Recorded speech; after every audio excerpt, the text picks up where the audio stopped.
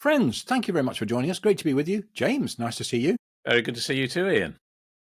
And we are on video number 167, are we not? We are. It's a bit more interesting. Last week was 166. Oh, I haven't checked. Did anyone add any Somebody comment? did comment on it, actually. Yes. And I think they said it was the sum of two primes, if I remember rightly. But that's not quite interesting enough for us, is it? It really isn't. We have a high threshold of interest. Yeah. I mean, the joy of the 167 is it is a prime number. It's the 39th prime number in terms of sequence. Well, okay. That's something, and there are a few other interesting features about it which are quite complex. But if you're a mathematician, you'll enjoy them. So worth a look. Great, good. Well, this morning I've already watched a video while I was performing my ablutions. I happened to watch a little video from 3 Blue 1 Brown on the equation e to the I pi. So excellent. Everything has interest. Everything has interest. Yeah, absolutely. But I know I'm a little bit special in that regard. So, hey. Well, it's interesting you say that. I confess I watched a video on triangular numbers the other night. So, Excellent. Yeah. Glad to hear it. To hear it. Which are very important theologically. Yeah, of course they are, which is what I was thinking about as I watched it. Yeah, absolutely. Yeah. So where are we in the lectionary? We're at the last Sunday after Trinity. This is a bit weird. You like this kind of language, but I think it's a bit odd. Yeah, it's odd language. I mean, it is. It's just weird language. But anyway, that's where we are, and it's 2 Timothy chapter 4. And we have a slightly odd reading again. It's verses 6 to 8, and then we miss out a chunk, and then we have verses 16 to 18. I feel I have permission to unleash another lectionary rant. I think you should, actually, because this is a ridiculous one, actually. It is a bit. So I think it's really. I mean, maybe we'll come back to this. I don't know whether to talk about it now or talk about it later, but it's really fascinating that. Well, as we get into text, you'll see. So. The lectionary says, read 2 Timothy 4, 6 to 8, and then 16 to 18. Now, this is an incredibly moving text, isn't it? It is. It's profoundly moving. Yeah.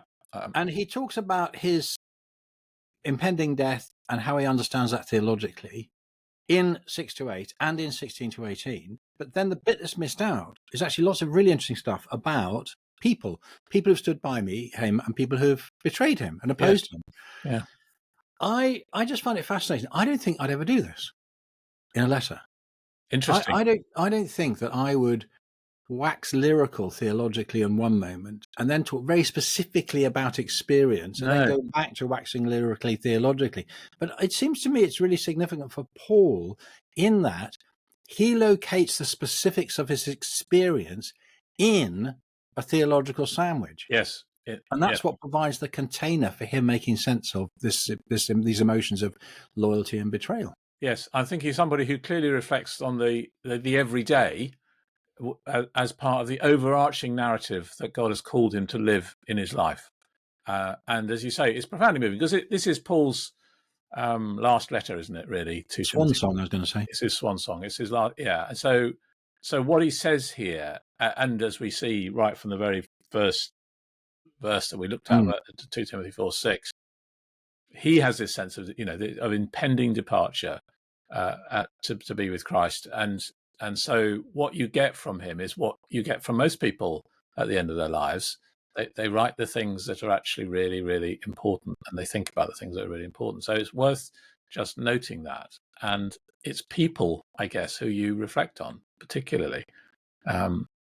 We often think of Paul as the great sort of abstract theologian with the big ideas, and yet here's evidence that it's relationships that really matter to him. Yes, and his ministry is deeply and profoundly connected with so many other people. It's a shared ministry. It's a ministry of mutual support, or not. It exists within the context of multiple relationships. So very, very interesting. Yeah. In that case, we're going to dive in. We won't spend. I mean, we don't need to spend massive time in the middle stuff. There's some really interesting questions around there, but we will actually do the whole thing from 6 to 18. Yeah. So we better get a move on, haven't we? Yeah, we have. Yeah. I do feel a bit teary-eyed when I read this. Verse 6: "For I am already being poured out as a drink offering, and the time of my departure has come." And there's at least 3 really interesting things about that. there are one or two little textual variants. I mentioned this before. One of the things I did in this passage is just ask AI, ChatGPT. I said, are there any interesting textual issues here? And it did seem to pretty reliably draw up the textual variants and listed which manuscripts have which. And then I also asked it to explain about which manuscripts are and what they're important, and gave a really helpful little table on the Western tradition, Alexandrian tradition, the Byzantine tradition, and so on. So, because in this instance, it's drawing on some really good scholarship which is out there in the real world, and it gives you sources, so you can check it up pretty quickly. You need to understand a bit about textual criticism to deal with the language, but one textual variant, minor textual variant, is because he says already. One or two manuscripts have spendamai, the poured out, as a perfect tense, but actually in the majority of manuscripts, it's a present tense. Yes. I am already being poured out. Yes. Which is how New RSV translates it.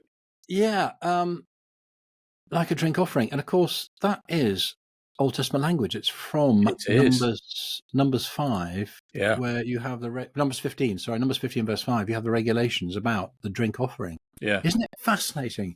I mean, what's sort of slightly gruesome and moving about this is Paul, as a Roman citizen, will be beheaded, because that's the privilege of a Roman citizen.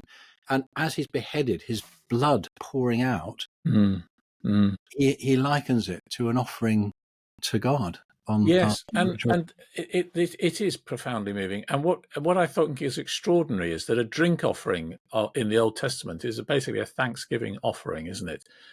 It's an offering which you gave at a meal time. It's not an atonement offering. It's not a sin offering. As far as Paul's concerned, Jesus has already done that. It's a gift offering that expresses something of your love and appreciation for the Lord. So he sees his life being poured out as a gift that he gives to God. That's extraordinary, which is quite amazing. Yeah.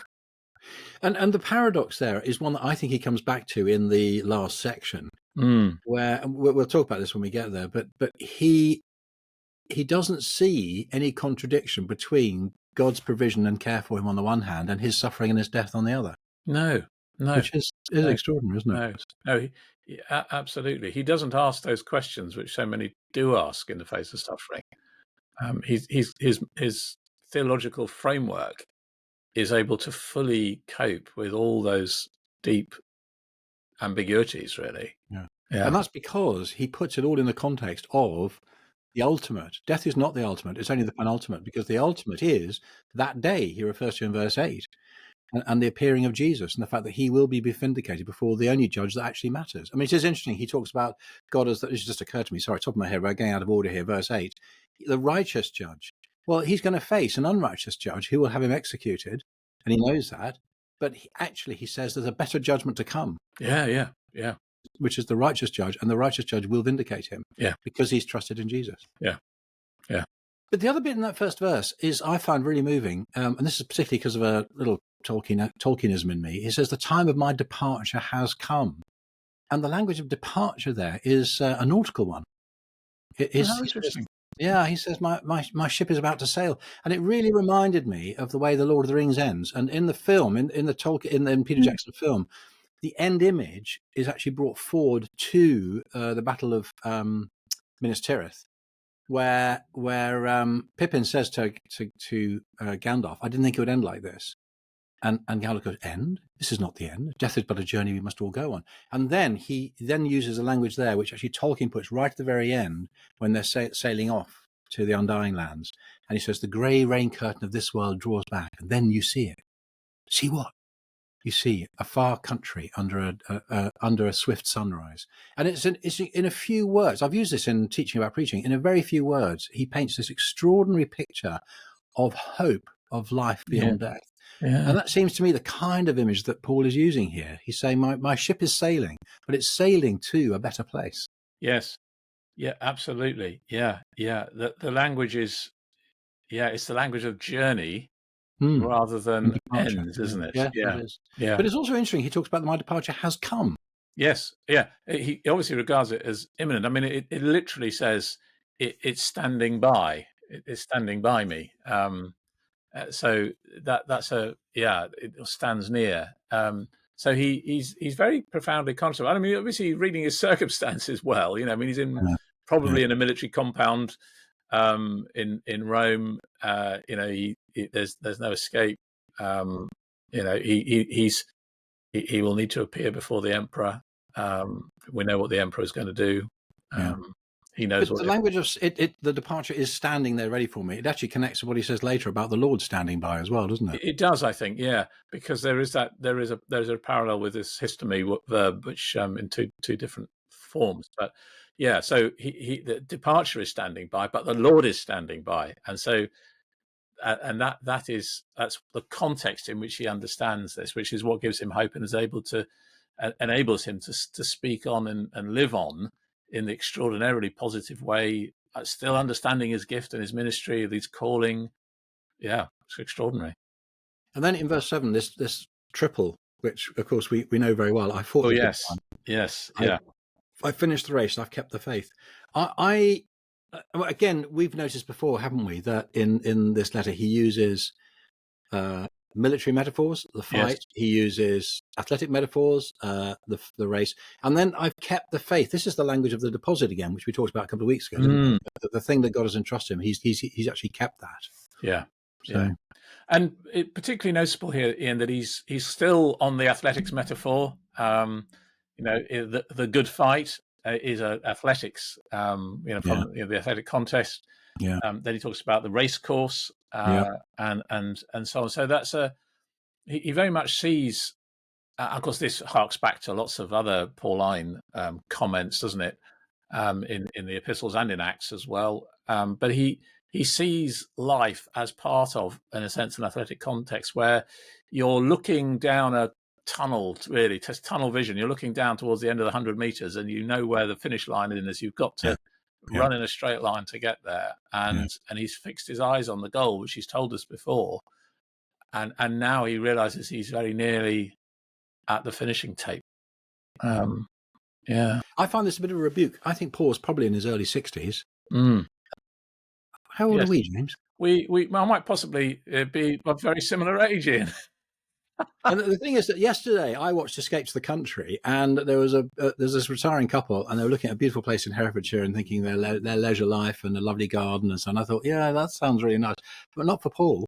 For Paul, to the end of his life, he's there's no retirement for him. No, there's no putting his feet up. He's keeping on. No, I think the leisurely retirement is quite a sort of very much a entitled contemporary idea, isn't it? Really? No, it is really. I feel convicted. And then he expounds what that hope is, the crown of righteousness. I think that crown of righteousness is interesting. Is it an objective or a subjective genitive? Is it the crown which is a reward for him having kept the faith, or is it a crown which is a gift of righteousness from the righteous judge that he will award to him? Yeah. I don't know. Is that resolvable? I'm not sure. I think I'm more inclined to the latter. Because I think that's more Pauline. The gift of righteousness. Yeah. I think it's more Pauline. I mean, once again, but he's continuing the athletics metaphor, isn't he? Athletes were crowned with the laurel, or in fact, actually, usually a wild olive wreath, I think.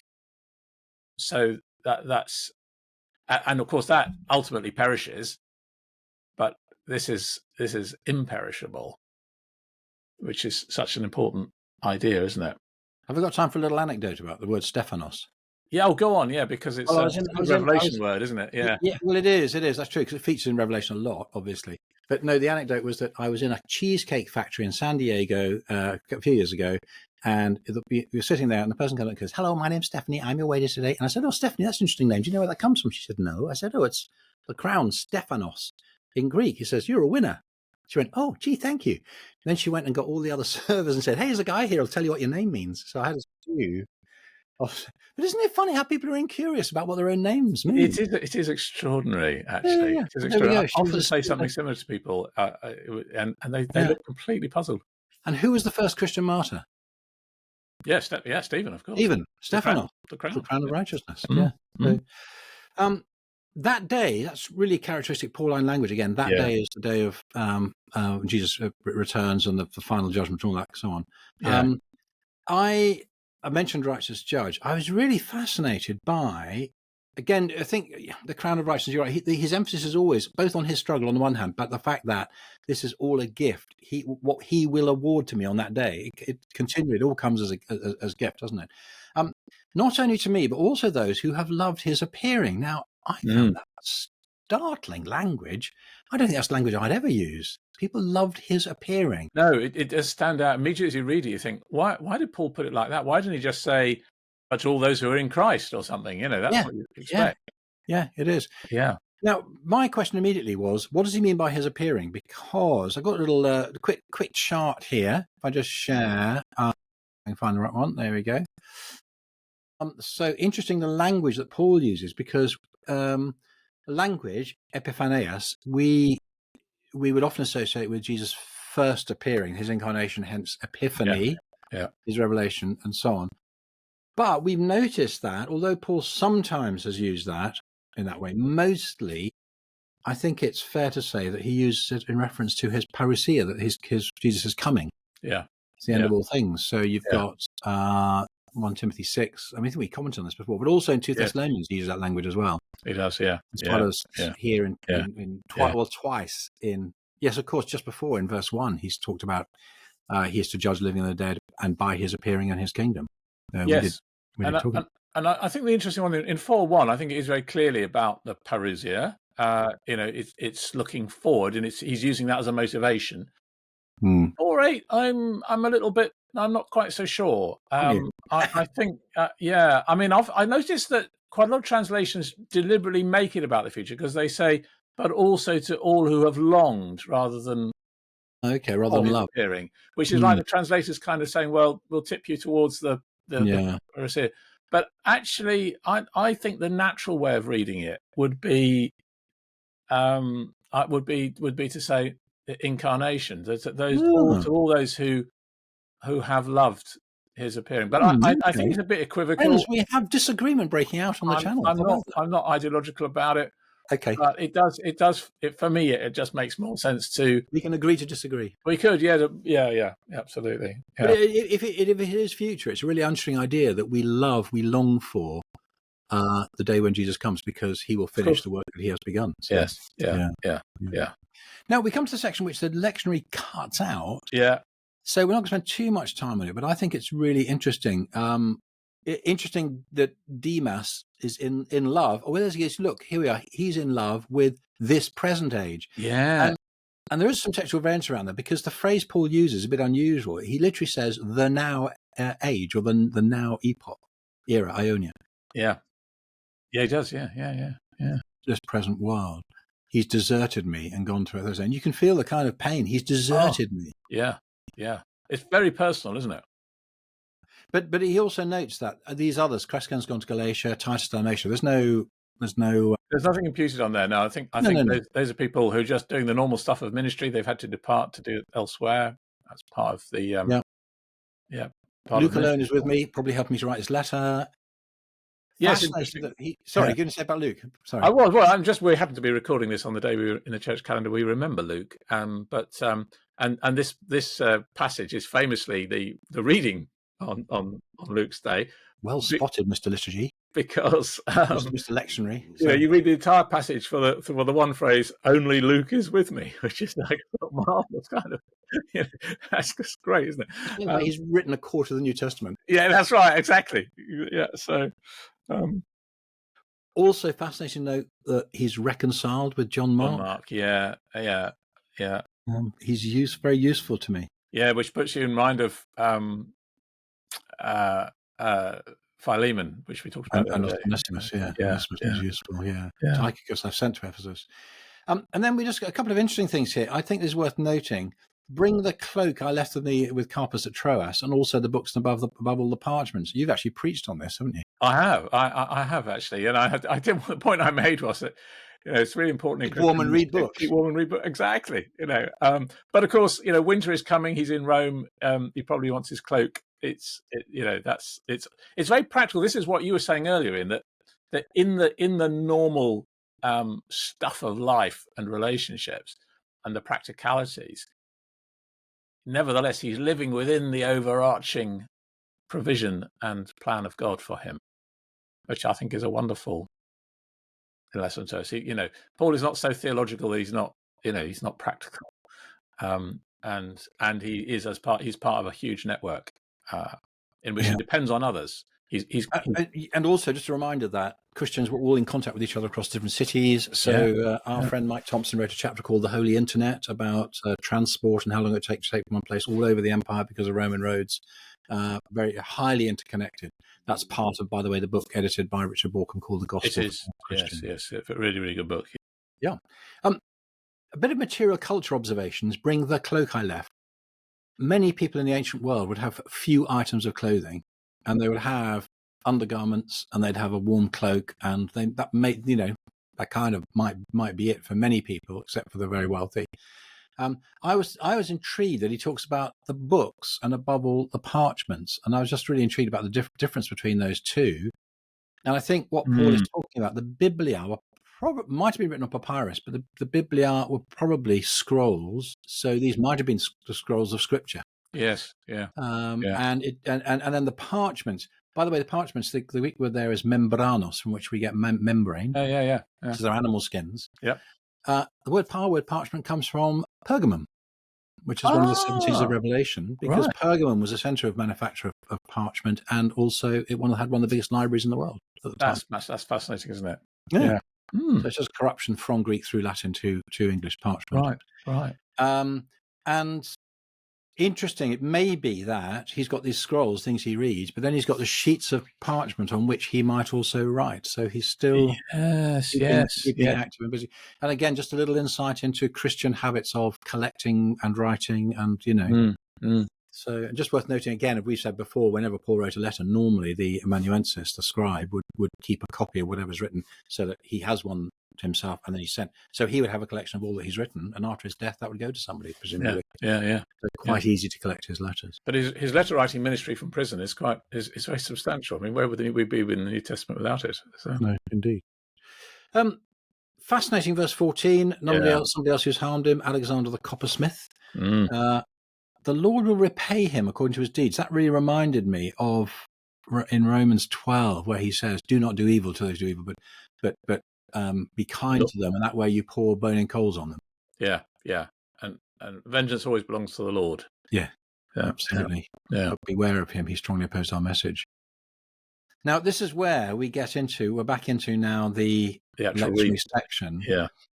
And again, this is the thing you mentioned earlier about standing. So no one stood by me and all deserted me. May not be charged against them, but the Lord stood by me and strengthened me. So fascinating that when others have not stood by him, the Lord has stood by him. Yeah. Maybe it's worth saying, my first defense is a sort of preliminary hearing in law prior to a second hearing, which is the judgment. We do something similar in the legal system today, don't we? Is it possible to relate that to the events in Acts? Are we talking about Acts 22 there? I think it might. I think generally it is possible to do that. Yeah. But you do feel that once again this deeply personal wound of all deserted me, and the idea that Christians should be standing together is a really important idea for Paul. We are not in, he doesn't see us as sort of individuals kind of, running around being all about us, but actually holding responsibility for one another profoundly. And of course that is something which he expounds in the later chapters of Romans particularly. Yeah. And then we get to, the Lord strengthened me. Again, I just want to emphasize, I mentioned this briefly before, but it is really striking that on the one hand, Paul contrasts those who failed to stand by me with the Lord who stood by me.